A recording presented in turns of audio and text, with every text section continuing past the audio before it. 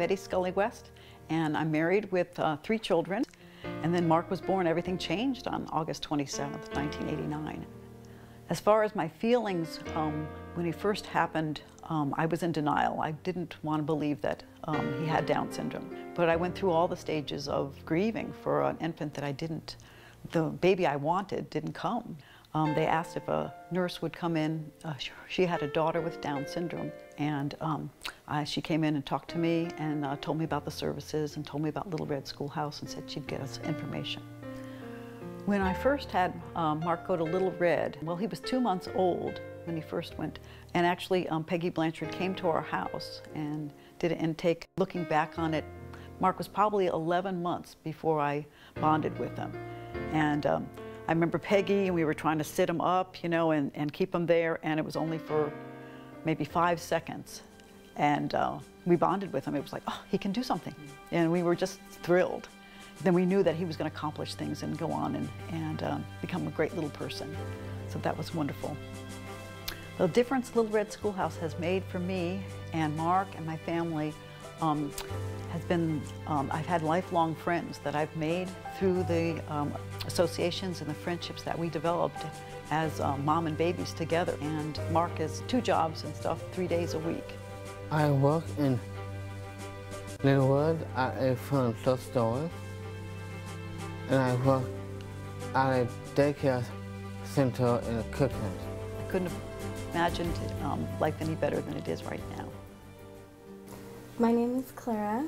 It's my husband Brian, and this is our daughter Sasha. So we first found out that we were having twins pretty early on. We ended up with 2 cute little girls. At first they were feeding pretty well, but then we found out that Sasha really wasn't eating as well. We didn't know that she was as delayed as she was until we went and had some testing done. As soon as I called Little Red, you guys were really right there, and they assessed her at, I think, 3 to 9 months for her cognitive. That's the part that worried me, to hear 3 to 6 months or 3 to 9 months as far as cognitive when she was 2. But at the end, she was at 23 months adjusted for cognitive.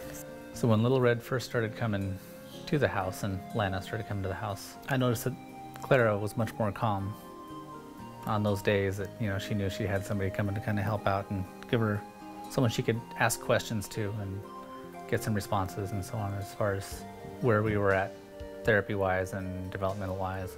To have somebody that was actually going to come in and use my stuff too was the nice thing, and to teach me what to do with her to help her develop more. The things that I learned from Lana helped me help her. We saw Sasha grow. At the beginning, Sasha and Alexis were so far apart, and now they're actually playing together. I'm Anita Stewart. This is our son, Ian Stewart. And I'm Bob Stewart. The night Ian was born, the doctors noticed that he was very small and had very low-set ears and an odd nose and an odd chin. And when they added them all up, there were more than 6 anomalies. So they thought that Ian probably had some kind of an odd syndrome. The devastation that we felt when Ian was first diagnosed cannot be described. I mean, you can talk about it, but until you experience it, you do not understand it. We didn't know where to turn. And honestly, if it hadn't been for the public health nurse, I don't think we would have found Little Red Schoolhouse. Little Red is fantastic for a whole host of reasons. The most obvious of which is the early intervention that they provide for children with special needs. I can say with certainty Ian would not be who he is today without that early intervention from Little Red. Also, equally important is the support that they give the parents. Not just in the therapy that they provide to the children, but they're actually acting as coaches to the parents as well, because they know what the parents are going through. They know what they're feeling. And they were always there to help. We could talk about anything. And Peg Blanchard especially, we developed a very close bond with Peggy. And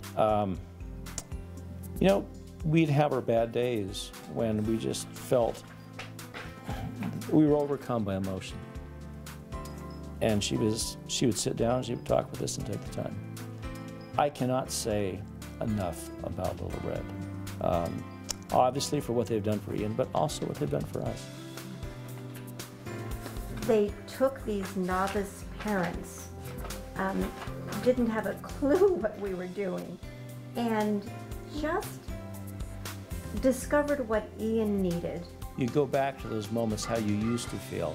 For us, it's that, what's going to happen to Ian when we're not here, or we're not able to take care of him? And that still happens to me. And when Ian was smaller, when he was still just an infant and a toddler, you know, I would see a homeless person on the street, and I thought, well, that could be my son. I mean, it's been 24 years since we attended there, and I feel just as close to them now as I did then. Their positive impacts or positive influence, it's a lifetime of positives. My name is Liz Stevenson. My son is Luke Thomas Stevenson.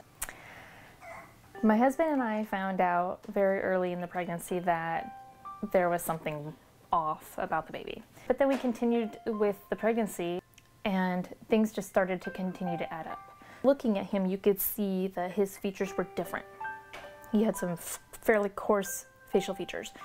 And we knew that we would need to get over to Children's Hospital if we wanted to figure out what the diagnosis was.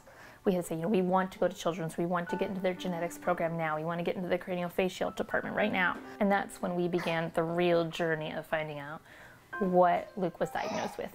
And he said, you know, it could be Noonan's, which is fairly common, and then it goes from there. And he said, now look, the most rare of it is this called Costello syndrome. It's extremely rare. They think only 300 people in the world have it. 8 weeks later, we got the call, and he said, are you sitting down? I said, should I be? And he said, well, he has Costello syndrome. Our hearts just broke. We began to reach out and learn more about Costello, and that's when we began working with Little Red Schoolhouse. So we were working with Dave Calhoun. Dave is our guy with special education, and he started to introduce us to Karen Poland, and that's when we began to use her services for feeding as well as communication. And then we slowly were able to also introduce Marilyn Aaron as our OT. So we have a fantastic team with Little Red. I guess it was right around that time, I'd say 4 months or so. Things started changing, and my husband especially realized that Luke meant everything. And, anyway, if we can have 10 of Luke, we'd be fine. We would be set, because he is, I do believe, and I have told people this before, but I believe that God gives you what you need, and my husband and I needed Luke, because if we had a typical child, I don't think that we would have enjoyed everything that we've gotten out of Luke. You work so hard for that smile, and you work so hard for the laugh, that it means so much when you get it. And he's resilient, so he's the strongest person I know. I think that if I could be like him, I'm set. I see he's going to be walking and running. I have a feeling he's going to be kind of the class clown. I think he's going to be a lover, not a fighter. He's probably going to be a little bit of a flirt, sweet. Well, I have high hopes. I have high hopes for where we're going to be in the future. Their positive impacts or positive influence, it's a lifetime of positives.